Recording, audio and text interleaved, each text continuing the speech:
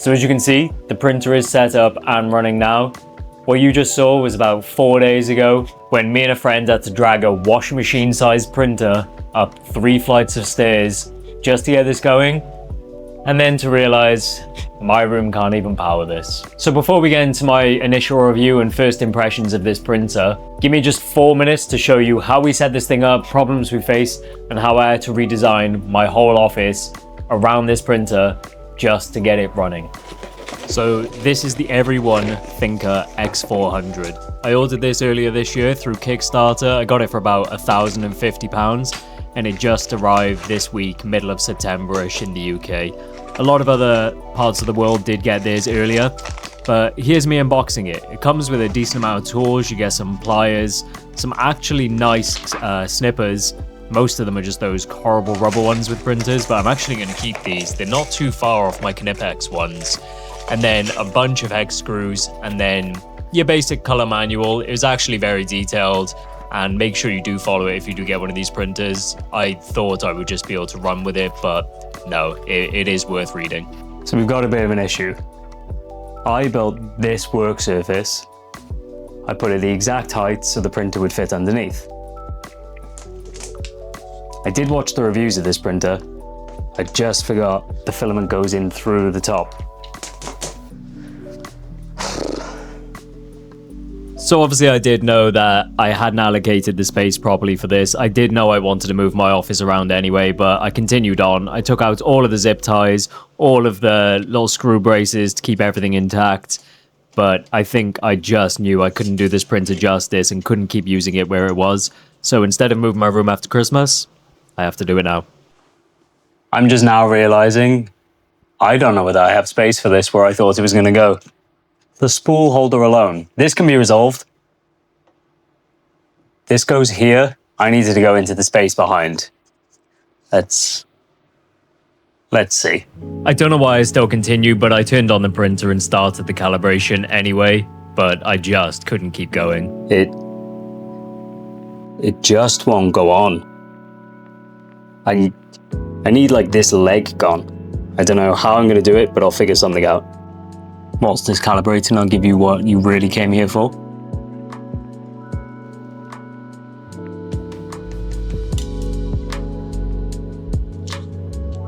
Could have been better. I'm going to press print. I've put the USB stick in. You've got the 3D Benchy, or you've got a spool holder. Let's go with 3D Benchy. Print. So you can see here it's been going for about 16 minutes for a 12-minute Benchy. So it's not the 22 minutes. The 22 minutes is possibly outside of the startup time, but the startup time was a good 15 minutes, maybe just less. Hopefully there's going to be some startup G-code that we can change. I haven't joined a Discord or anything for this, just part of the Facebook group. So this is before it's even off the printer. You can see it's perfect. No stringing at all. I thought there would be. Obviously, this is Eryone's profile, Eryone's filament. This is the most controlled environment, but I'm very, very happy with how this has turned out so far. Let's have a closer look.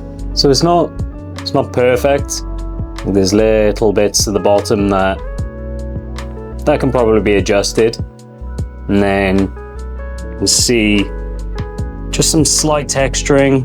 There's a little mark all the way around the outside.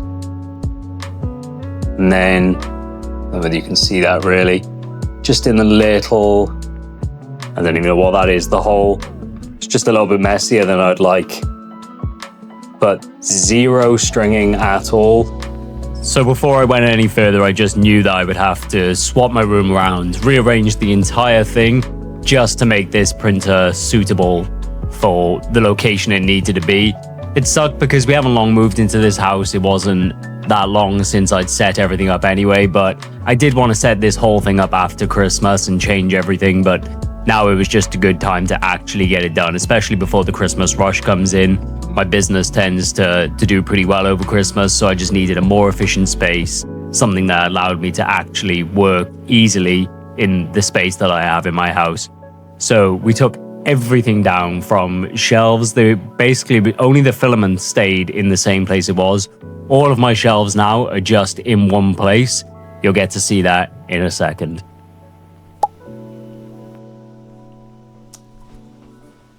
Right, thanks for giving me that setup, and I thought that was necessary just so people who are buying this thing are just aware of how big it is. You might think that you have a 400 by 400 millimeter print bed size printer space in your room, in your office. Maybe you do, but actually the logistics of everything may need to be changed, just like I had to. I do think my entire office is laid out better now. I prefer just the wall of 3D printers rather than that angled corner that I had before. My desk setup works a lot better for packing, organizing, working on projects. So here we are. Now let me tell you a bit about the printer, stuff that I've printed, some of the positives, some of the negatives, who I think this printer's for, and what I would like to see in the future on this 3D printer and more to come. So the Eryone X400 has a 400mm cubed bed, but if you don't have the heated chamber attachment for it, I've heard it can get closer to the 500 range because there's actually a lot of vertical height, but it maxes out at about 467 from what I've seen.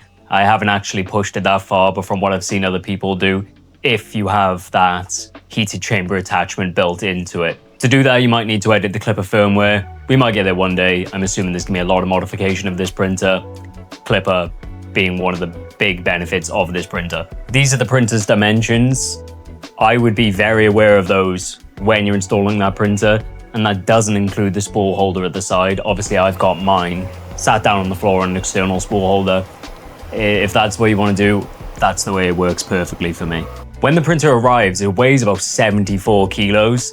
I got a little clip of it coming off the pallet here. That's no joke. That's not a regular person lifting 3 flights of stairs like I had to with my friend. But once you take the printer out of the box and just the printer itself with everything installed, it's about 56, 57 kilos.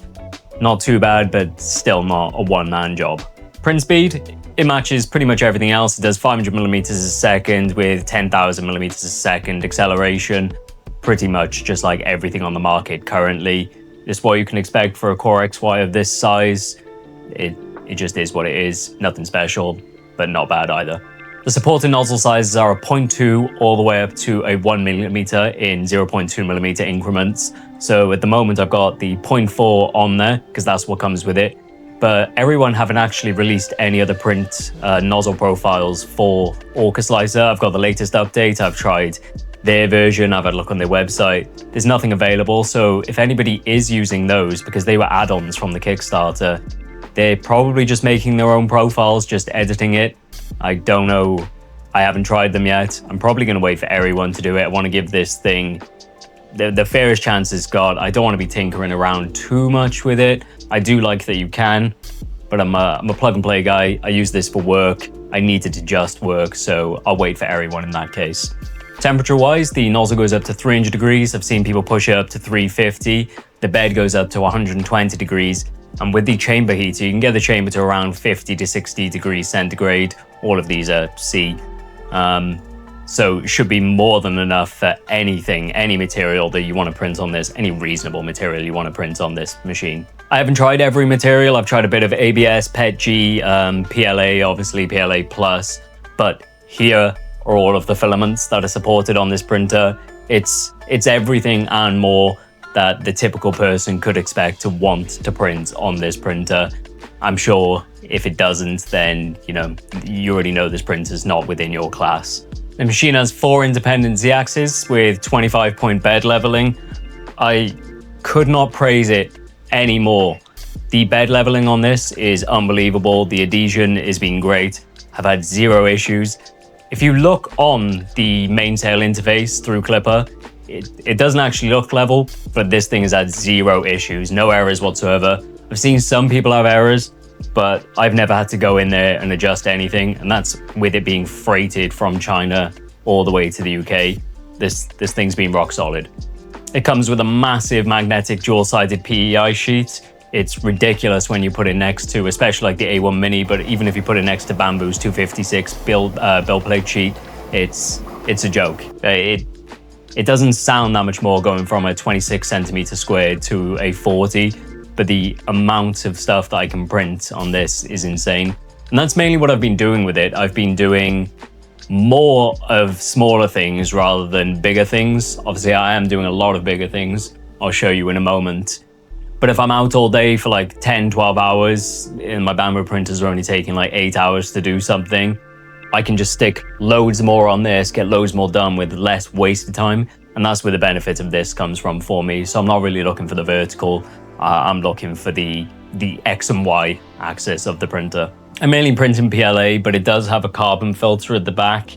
I assume that's easily replaceable, probably just standard. But like I said, I use my other machines for when I'm printing other more harmful materials within this printer. It is fully enclosed. Most of the sheets are acrylic, so everything but the 2 glass doors, everything else is an acrylic sheet. I've had no issues. It is getting a bit scratched here, where I do use it as a work surface.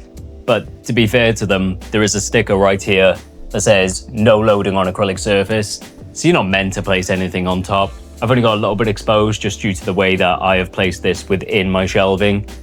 But it is acrylic. It's going to be scratched. It gets scratched just by looking at it. That's how it is.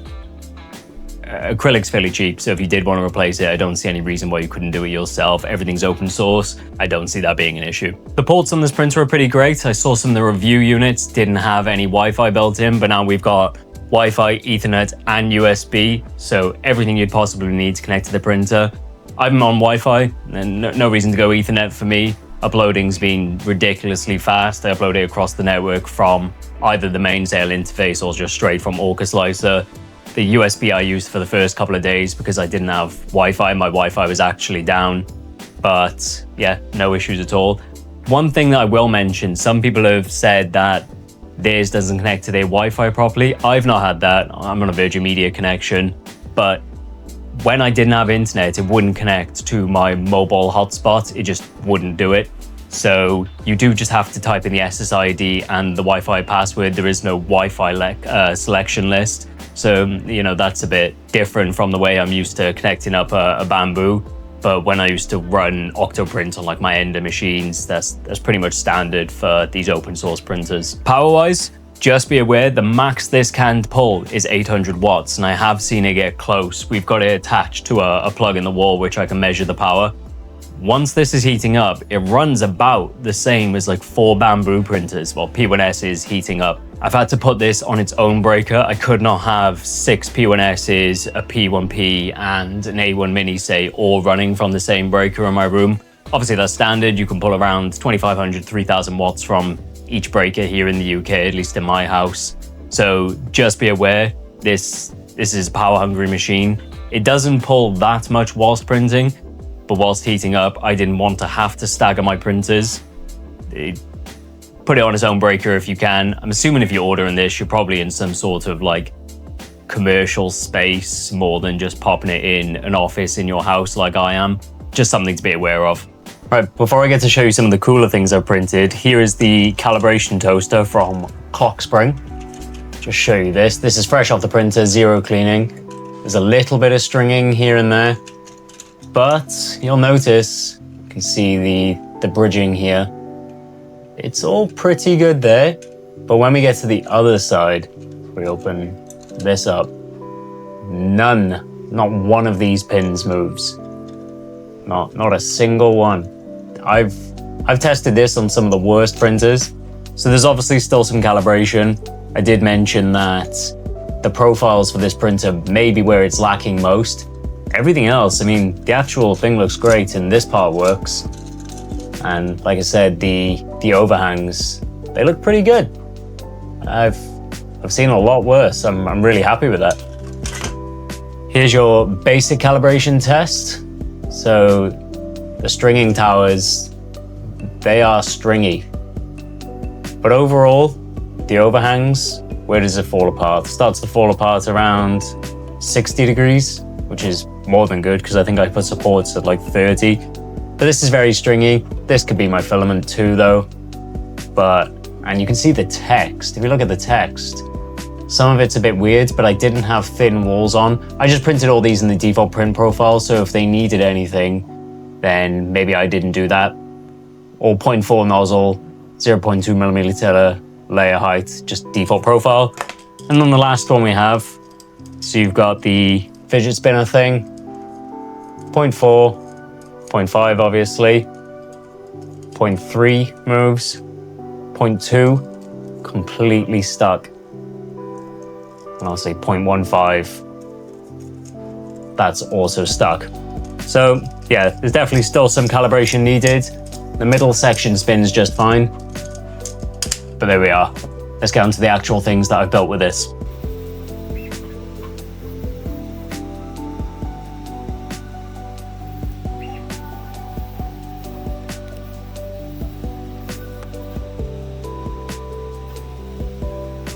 This is the biggest thing we've printed so far. It's been 2 weeks since we owned the printer. It's huge. Oh.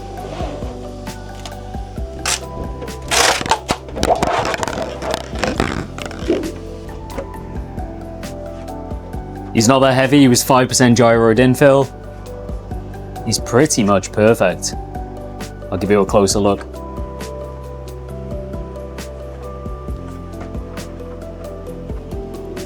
You can see here the head is a little bit messy. It could have been cleaner, but that's something that can be tuned out. I didn't do any smoothing. It's just a bit bumpy, unfortunately. But overall, really happy with it. It's the biggest thing I've printed ever. He's 40 centimeters tall, pretty much bang on, like 39.97. But I know this printer can do bigger. So I just wanted to show you finished Psyduck. You've seen him in the background of the videos, but if you have a look here, that's his beak. The seam position, that was just me, I could have changed that. But even then, it's still not perfect. And just have a look at his feet.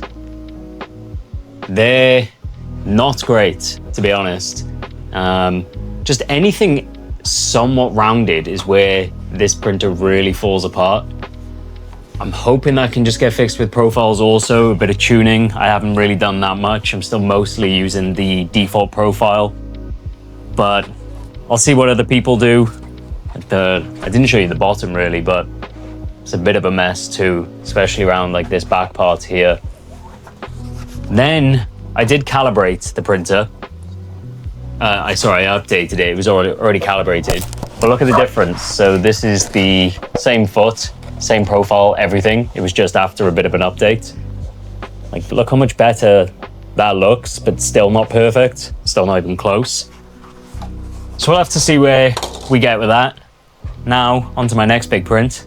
He's not done.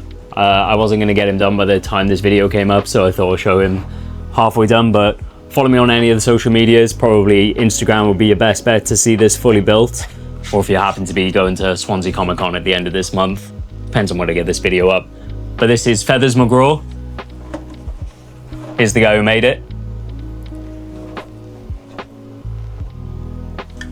Don't look at the hat. The hat was printed on the bamboo printer. But everything else, like the supports, look at the bottom. The supports came off perfect, and I'll show you the supports now in a second. Everything else did really well. Top of his head, that's not too bad for a rounded surface. It's not awful. This was the support for Feathers. I had to because I did try and print him once, and then his wing fell off. That was because I touched it, because this took like 3 rolls of filament, I think, maybe like round 2.5. But this is tree strong, and it just came off. I did a little tap on either side, just pulled it, and it came off in one. And whilst the support itself doesn't look great, I don't think I could have achieved this on a bamboo printer. I couldn't be happy with the way the supports came off. I thought they were going to be rough, but very happy overall. Here's a closer look at one of the heads I printed. Again, printed the seam all the way down his face.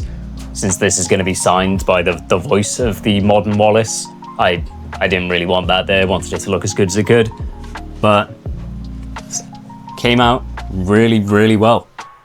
I just want to go through some of the positives and negatives that I have of this printer, then my conclusion, like who do I think it's for, what do I want to see out of it. Main selling point, felt like a rock. I've seen some of these bigger printers, some of the rat rig printers, and some other brands that I don't even know of, because basically they only make printers if you're in that market for that type of thing. This is built like a tank. The fact it was shipped the way it was incredibly well packaged. Basically all put together. All I had to do was put on the filament angle sensor, and I guess I didn't even put the spool holder on. Other than that, it was just removing some packaging, removing some screws for shipping, and it was done and ready to go. You could be printing within half an hour easily, just like any other printer. Obviously, this one was just a lot heavier. Some people did say their glass doors did smash upon arrival. I did see some pictures, but even brands like Creality and Bamboo deal with that on their smaller printers. It's just the nature of shipping plate glass from wherever they're getting it from, be it China, the UK, Europe, or the US. It's gonna happen. Luckily mine didn't, but from what I hear, everyone replaced theirs right away. One thing I didn't expect, because this is my biggest printer since the CR10 V3, the Creality, which is horrendous. This is very, very quiet. It's so much quieter than any of my P1Ss, and they're also enclosed. They're so much louder than this machine, and that's something I just didn't think about. I thought it would be louder. There's more moving. It's bigger. It's like a big resonance chamber, but I guess not. Don't know how they've done it. Quality build. I'm just really happy it was quiet. One of the biggest things I noticed, but you don't really notice until something goes wrong, and I only noticed because I had some issues on my Bamboo printers recently, is the bed adhesion on this thing. Not a single issue. I haven't put any glue stick or any spray down. I haven't cleaned the bed. I just print whatever I want. If I want to print loads of little things, or even some of the big parts that you've seen me print, I've had no issues with anything sticking down. Don't know how they do it. You've seen how warped the bed looked in Klipper. I've had no issues. It was amazing. The other is the price point. I think you can get it for $2,200 US at the moment on sale. I think it's normally $2,500 retail. Anyone who bought this on Kickstarter, I think I paid £1,100 for mine. I'll convert it to US here. All the Kickstarter backers do get a lifetime discount. I don't know what it is. I have been sent my code, but I can't imagine it's going to be any more than like 10-15% off. I'd love to be able to get another one for the Kickstarter price again. If you could ever get your hands on one of these for around the, £1,200 mark, even $1,500 mark, I don't think you're going to get better for the price. I'm going to say this is one of the positives, even though I haven't realized that positive yet, is it's my only Klipper printer currently. Everything else is Bamboo, closed source. This is open source. I look forward to see what some of the mods that people make. I'd love to get a box turtle multi-material system going. I just don't want to be the first guy to do it. I don't want to be finding the firmware and all the coordinates of everything, placing a cutter down. So we'll have to see what happens with that. Hopefully someone else does it. And that kind of links into one of my negatives of this 3D printer. First negative I'll mention, it had an odd, like, sort of bitter, I'm gonna say almost fishy smell from the factory. And that probably took about 2 weeks worth of prints to actually go away. It doesn't smell anymore. It's probably just factory smell, but I'd never had any 3D printer ever arrive to me that had such like an odor to it. It's all gone now, not a real issue. My other negative is the community around this. I guess, I've owned Ender 3s, CR10s, and my Bamboo printers, which all have huge communities. Anything you've dealt with, anything you want to do, someone has already done it for those 3D printers, or there's a large community of people to ask on their advice if you can't find anything. But I'm in a Facebook group full of the people who did the Kickstarter. But other than that, there's no Discord, there's no forums, there is no other community for this.